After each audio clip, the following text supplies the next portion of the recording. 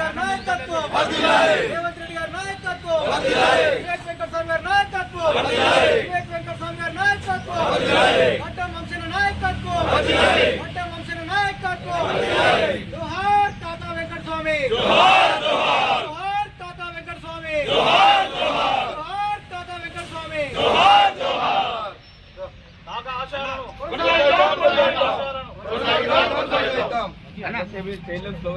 వారిలో కాకా వెంకటస్వామి గారి వర్ధంతి సందర్భంగా ఈరోజు మందమరి పట్టణంలో ఘనంగా నిర్వహించుకోవడం జరిగింది. కాకా వెంకటస్వామి గారు పేద ప్రజల మనిషి. పేద ప్రజల కోసం అనేక పోరాటాలు చేసి హైదరాబాద్లో దాదాపు 70,000 గుడిసెలు ఇప్పించిన ఘనత కాకా వెంకటస్వామి గారిది.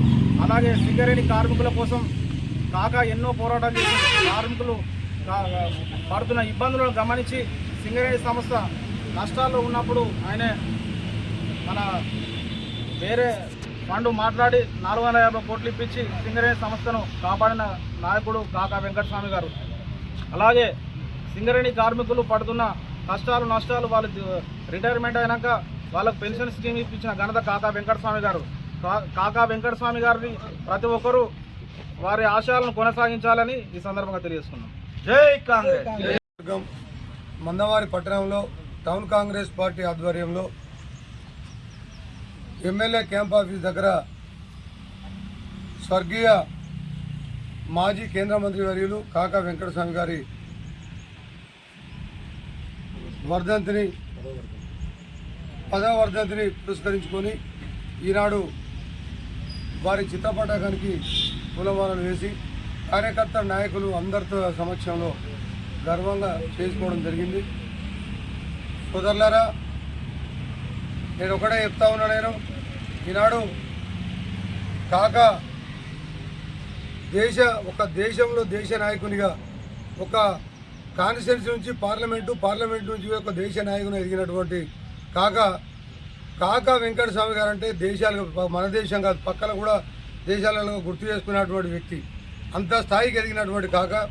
మరి అంబేద్కర్ గారు ఎస్సీ ఎస్టీ బీసీ మైనార్టీ బడుగు బలహీన వర్గాల కోసం ఏదైతే మన రాజ్యాంగాన్ని రాసి మన హక్కుల కోసం ఎట్లయితే పోరాటం చేసినారో కాకా వెంకటస్వామి గారు కూడా ఇందాక పట్టణాధ్యక్షులు చెప్పినట్టు 75,000 మంది కోసం గుడిసెల కోసం పోరాటం చేసి లాఠీ చార్జీ జరగడం జరిగింది. తుపాకీ ద్వారా తూటాలతో చేస్తే మరి ఆ కర్ఫ్యూ జరిగినప్పుడు ఒక తూట కాకా జరిగి హాస్పిటల్ పడుకున్న తర్వాత సద్దుమరుగుతుందని అనుకున్నారు కావచ్చు. కానీ ఆ పోరాటం ఆపకుండా వచ్చి మళ్ళీ మొదలుపెట్టి ఉప్పెనలాగా 75,000 మందికి ఇల్లు ఇచ్చినటువంటి ఘనత.